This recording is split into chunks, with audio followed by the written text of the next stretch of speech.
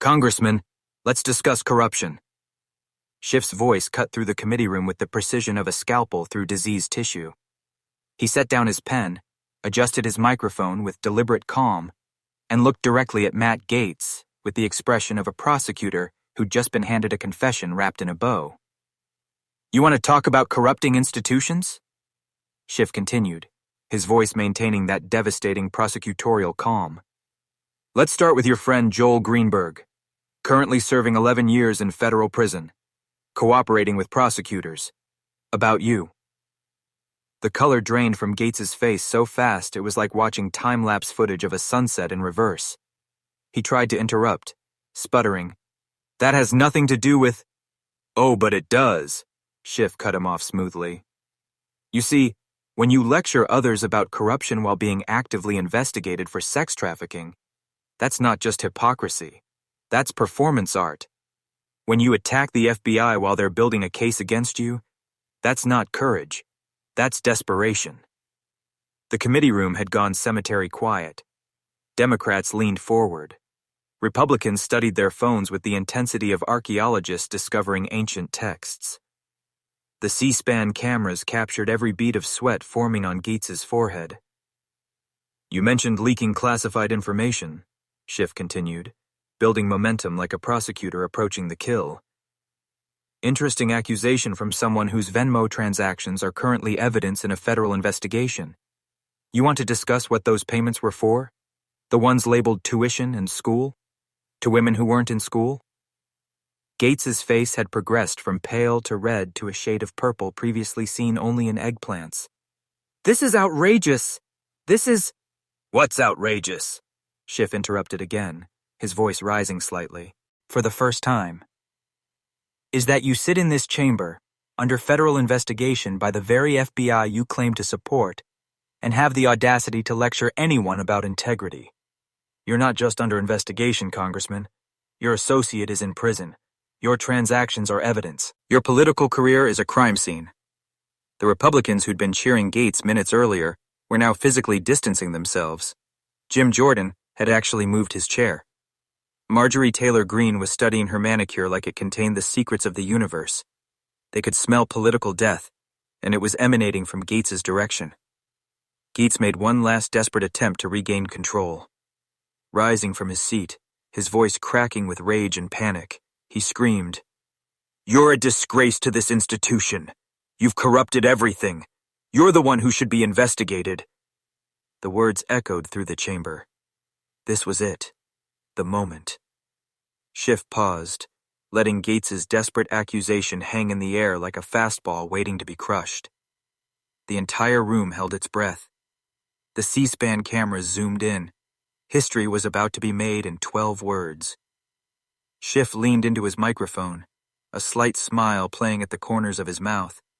Not cruel, just satisfied, like a prosecutor who'd gotten exactly the admission he'd been waiting for. I'm not the one under federal investigation, Congressman. The silence that followed was absolute. Then, from somewhere in the back, nervous laughter. Then more. The simple, devastating truth of those 12 words, their perfect timing, their surgical precision, their undeniable accuracy, hit everyone at once. Gaetz stood frozen, his mouth opening and closing like a fish drowning in air. No words coming out because there were no words that could undo what had just happened. He'd been destroyed, not by a lengthy speech or a dramatic accusation, but by a simple statement of fact. The federal investigation he'd tried so hard to distract from had just become the only thing anyone would remember from this hearing. His attack on Schiff's integrity had been turned into evidence of his own corruption. His theatrical performance had ended with him as the punchline. Gaetz slumped back into his chair, his face a masterpiece of defeat. He tried to speak once more, but only managed a strangled sound that might have been, witch hunt.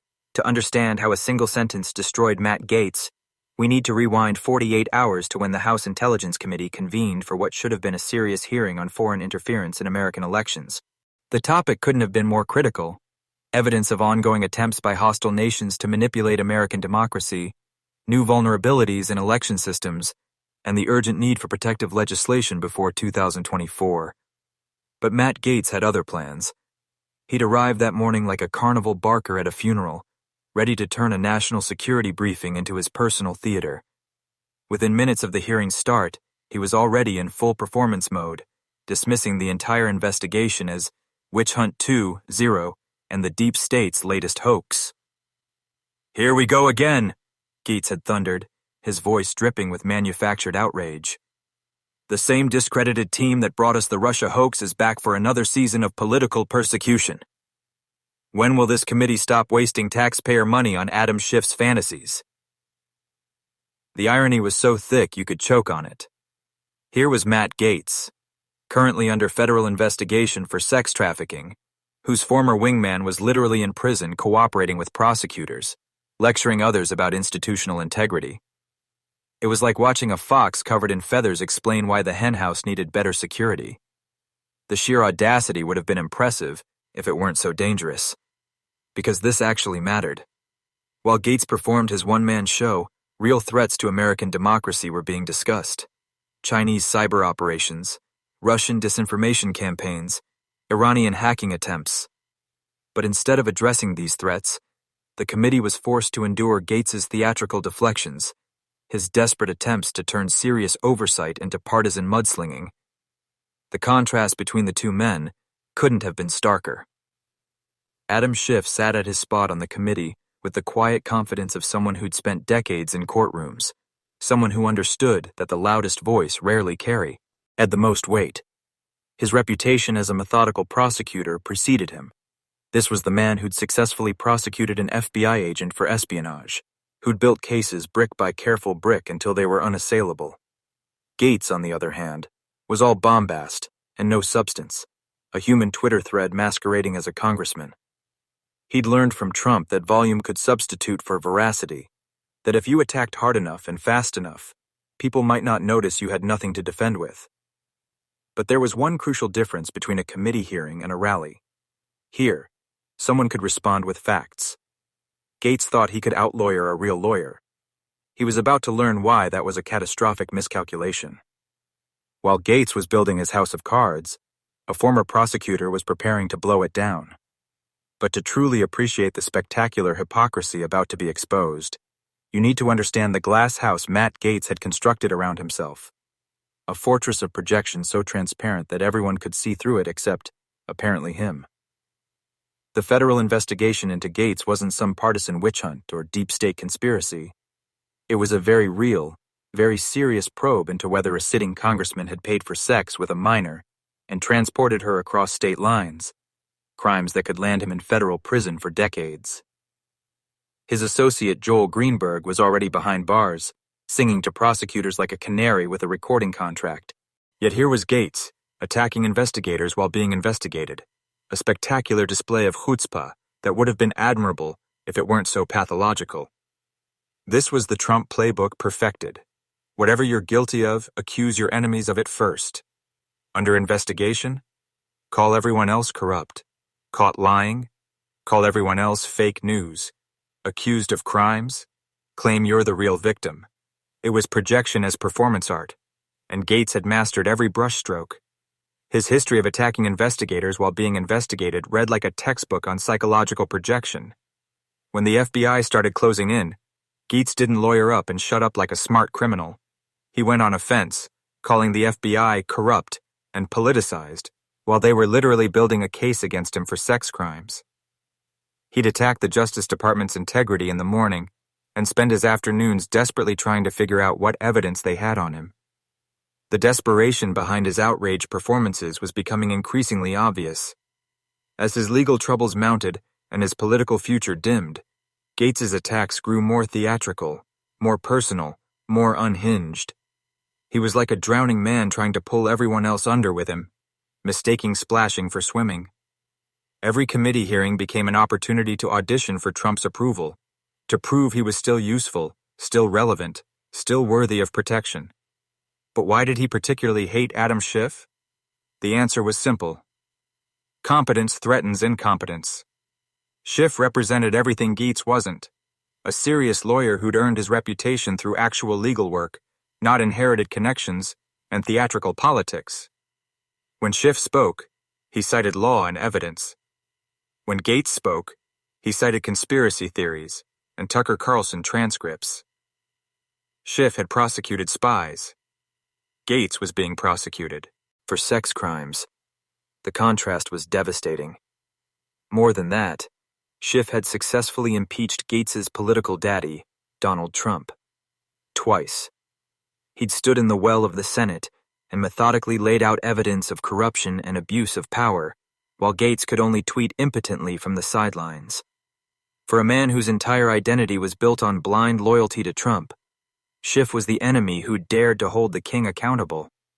Gaetz's glass house wasn't just fragile, it was a funhouse mirror, reflecting his own crimes onto everyone else while distorting reality beyond recognition. He'd built a career on projections so pure it belonged in a psychology textbook. Every accusation was a confession, every attack an admission, every performance a desperate attempt to distract from the federal agents closing in. He thought his glass house was a fortress. He was about to discover it was actually a prison, and Adam Schiff had just arrived with a sledgehammer made of facts. While Gaetz was building his house of cards, a former prosecutor was preparing to blow it down with the precision of someone who'd spent a lifetime turning blowhards into convicts. Adam Schiff wasn't born a congressional titan. He was forged in the crucible of the U.S. Attorney's Office, where facts were currency and preparation was survival. His most famous case before Congress was the stuff of spy novels, prosecuting Richard Miller, the first FBI agent ever convicted of espionage. Miller had sold secrets to the Soviets for sex and money, betraying his country for the basest of motives. Sound familiar? Schiff had seen Matt Gaetz's before.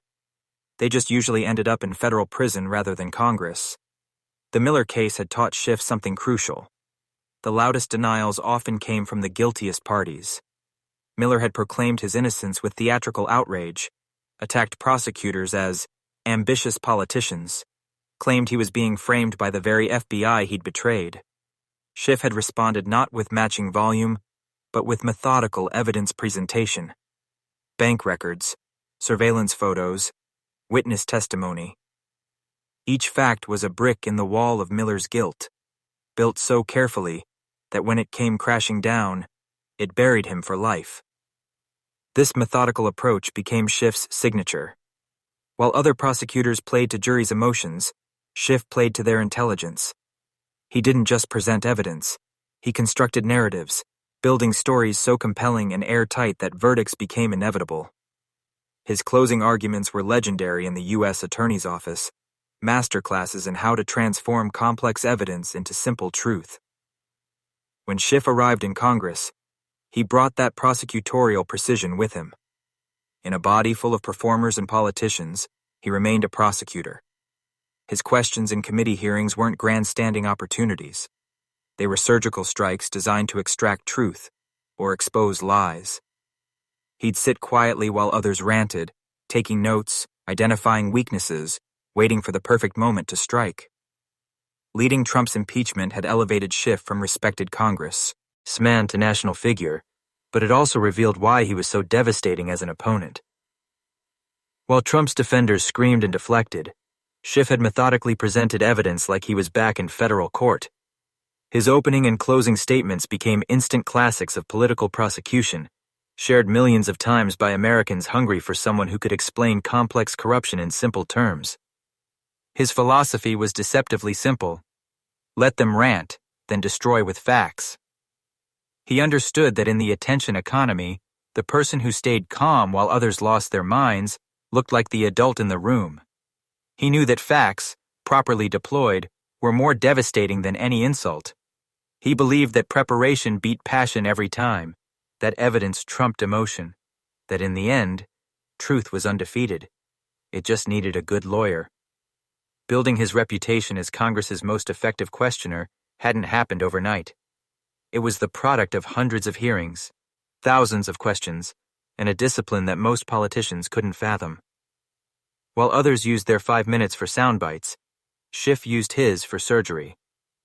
He'd identify the weakest point in a witness's story and exploit it with the precision of a prosecutor who'd spent decades finding the truth in lies. His colleagues told stories of Schiff's preparation that bordered on obsessive. He'd study transcripts like religious texts, memorizing not just what was said, but how it was said. He'd map out question trees like a chess grandmaster, anticipating every possible response and preparing counters. He'd practice his delivery until each word landed with maximum impact. It wasn't natural talent. It was relentless preparation meeting opportunity. This was who Matt Gaetz had chosen to attack. A man who'd prosecuted spies and presidents with equal effectiveness. A man who treated every hearing like a trial and every question like evidence. A man who'd spent 30 years learning how to destroy liars with truth. Gaetz thought he was attacking just another politician. He was actually a prosecutor who'd been waiting his entire career for exactly this kind of defendant. And then Schiff looked up from his notes and delivered the 12 words that would end Matt Gaetz. But first, Gaetz had to dig his own grave with a shovel made of personal insults and desperate projection. The attack started almost immediately after Schiff's opening statement about election security. Gaetz couldn't help himself. The mere sight of Schiff speaking with authority triggered something primal in him, like a chihuahua barking at a wolf. "Here goes Pencil Neck again," Gaetz sneered, using Trump's favorite nickname for Schiff. "The Russia hoax architect wants to lecture us about election integrity. That's rich." The pencil neck insult was particularly revealing. Here was Gaetz, whose own neck was thicker only because it was swollen with steroids and rage, attacking Schiff's physical appearance because he couldn't attack his arguments. It was playground politics from a man who'd never left the playground, just traded juice boxes for Jaeger bombs. Other Republicans sensed blood in the water and joined the pile-on. Jim Jordan started his trademark rapid-fire interruptions. Marjorie Taylor Greene made exaggerated eye rolls for the cameras. They were performing for an audience of one, Donald Trump, who they knew would be watching and scoring their loyalty. But their cheerleading only emboldened Gaetz to go further. "Adam Schiff is the most corrupt member of this institution," Gaetz declared, his voice rising to that pitch that made dogs nervous. "He fabricated evidence. He leaked classified information. He turned this committee into his personal crusade against President Trump." Each accusation was more unhinged than the last. A greatest hits album of Fox News talking points delivered with the subtlety of a foghorn. Through it all, Schiff sat quietly, taking notes on his legal pad. Occasionally, the ghost of a smirk would cross his face. Not the smirk of arrogance, but of recognition. He'd seen this before. The desperate flailing of the guilty, the volume increasing in inverse proportion to the facts, the personal attacks that revealed more about the attacker than the target. His pen moved steadily across the page, cataloging each insult, each lie, each piece of evidence Gaetz was unknowingly providing.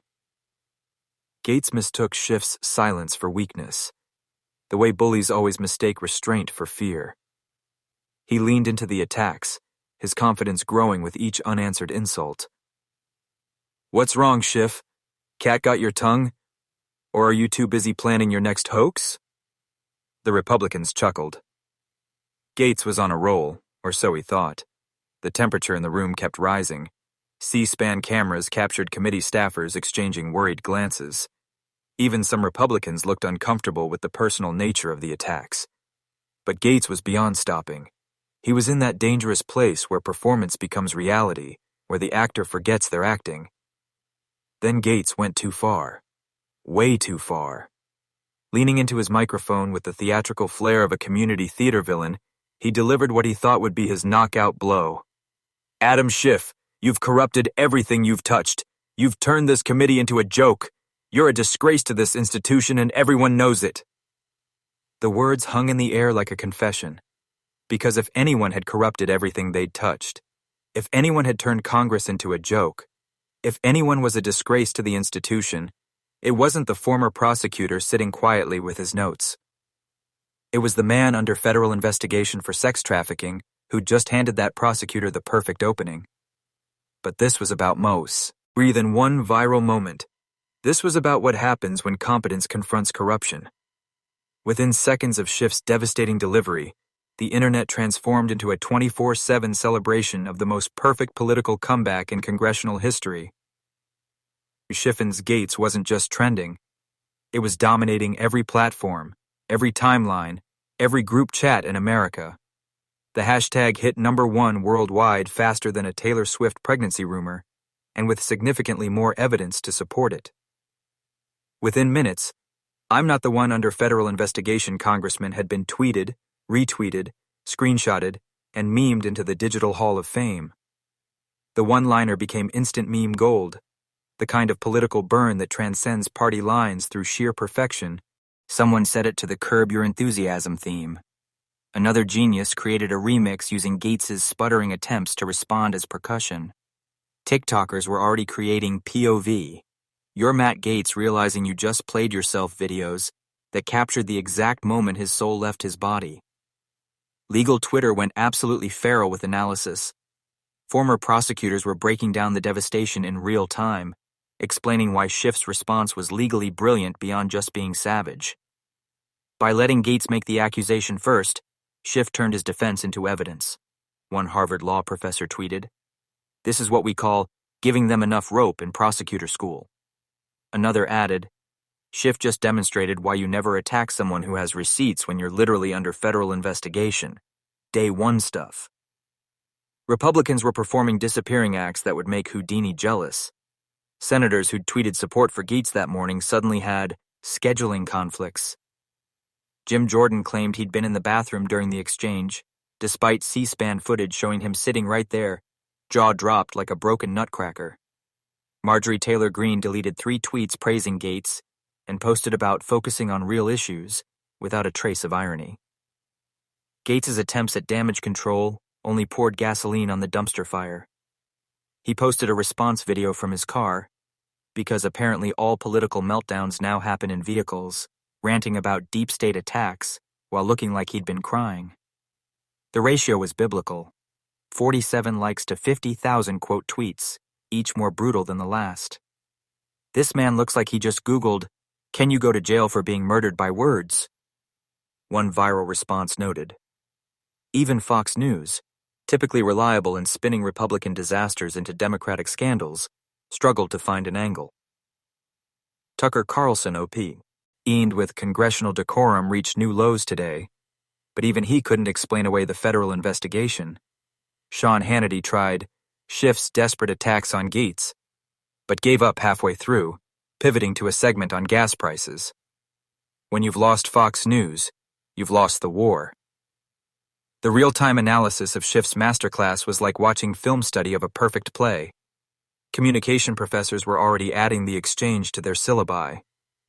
"Notice how Schiff waited for Gaetz to make the specific accusation," one expert tweeted with video analysis. "He let Gaetz load the gun, aim it at himself, and pull the trigger. All Schiff did was confirm the bullet was real." Political consultants were taking notes like students in a master class. The Schiff method was being born in real time. Stay calm. Take notes. Let them rant. Wait for the perfect opening. Deliver truth with precision. Don't gloat. Let the internet do that for you. By midnight, the video had been viewed 100 million times across all platforms. International news covered it as American democracy's mic drop moment. The clip was being studied in political science classes, dissected in law schools, and celebrated in living rooms where people were tired of watching blowhards win through volume. The cultural impact was immediate and profound. Young people who'd tuned out of politics suddenly saw that competence could be compelling, that expertise could be exciting, that sometimes the quiet prosecutor beats the loud predator. Applications to law school spiked overnight. "Be like Schiff" became a rallying cry for anyone facing a workplace bully or bad faith actor. But this was about more than one viral moment. This was about what happens when competence confronts corruption, when expertise meets empty theatrics in the attention economy. Schiff's surgical destruction of Gaetz represented something profound: the revenge of competence in an era that had seemingly abandoned it. For too long, American politics had rewarded the loudest voice over the clearest thought. The attention economy had turned governance into reality TV, where conflict drove engagement and expertise was boring. Politicians had learned that outrage traveled faster than insight, that performance beat preparation in the viral sweepstakes.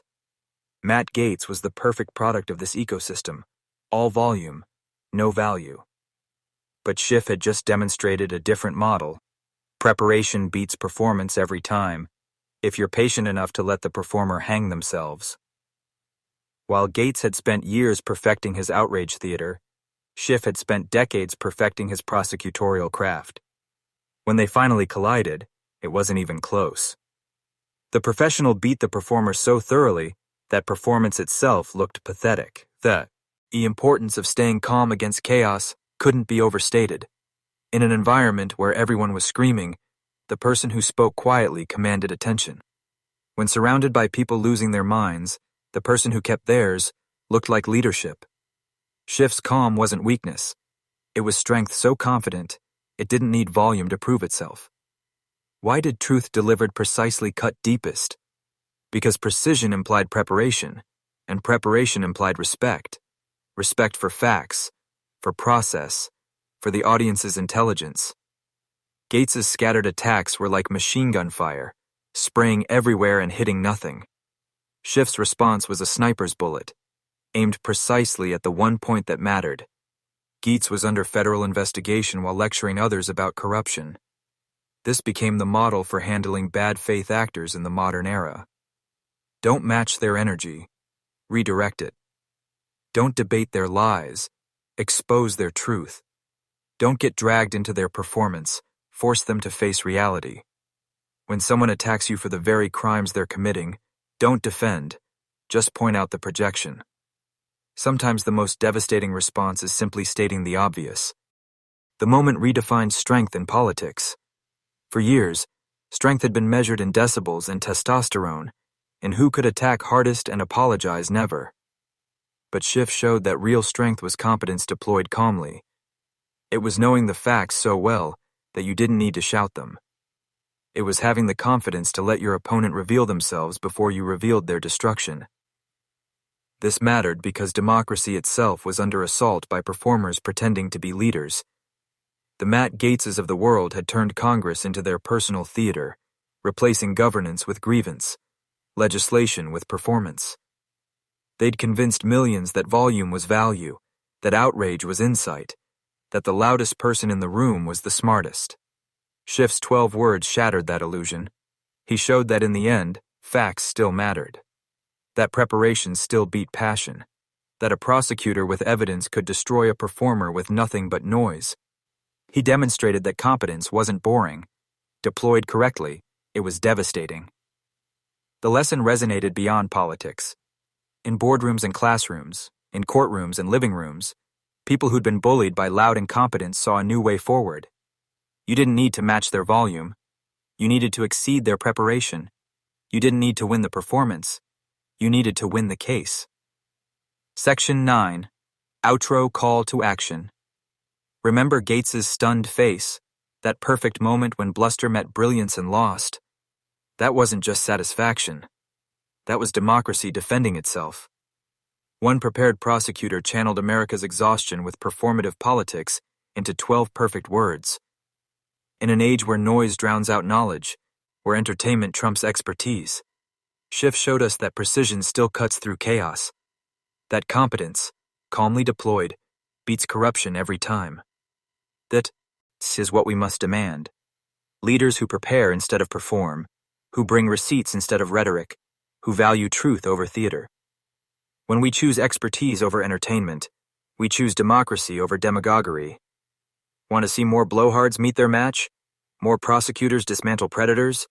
More precision destroy performance? Subscribe now. Because every view validates competence, every share spreads the model, and every subscription says we're done letting the loudest voice win. The show's over. The real work begins.